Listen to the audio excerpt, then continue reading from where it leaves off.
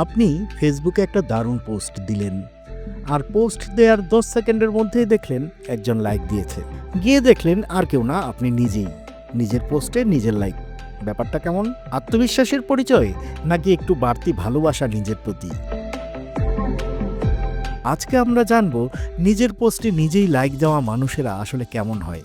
যারা নিজের পোস্টে নিজেই লাইক দিয়ে থাকেন তারা সেটার পক্ষে কিছু যুক্তি দিয়ে থাকেন।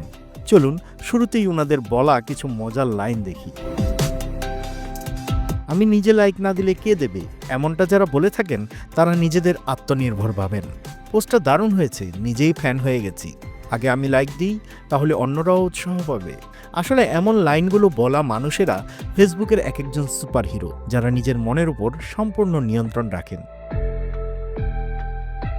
আবার তাদের নিয়ে অনেকে বলে এই মানুষগুলো বড়ই অদ্ভুত।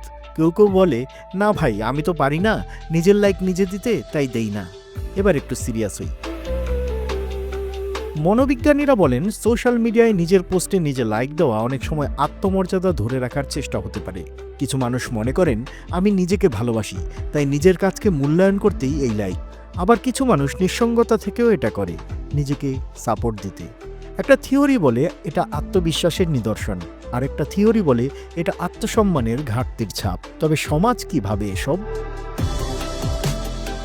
কেউ বলেন এটা ক্রিঞ্জ, কেউ বলেন সাহস তো আছে। তবে ইন্টারনেটের যুগে এমন কিছু নেই যেটা 100% সঠিক বা ভুল। নিজের পোস্টে লাইক দিলে আপনি হয়তো হাস্যরসের পাত্র, কিন্তু আপনি যদি নিজেকে সাপোর্ট না করেন তাহলে আর কে করবে? তাহলে কি করব? নিজের পোস্টে লাইক দেব না দেব না? উত্তর খুব সহজ।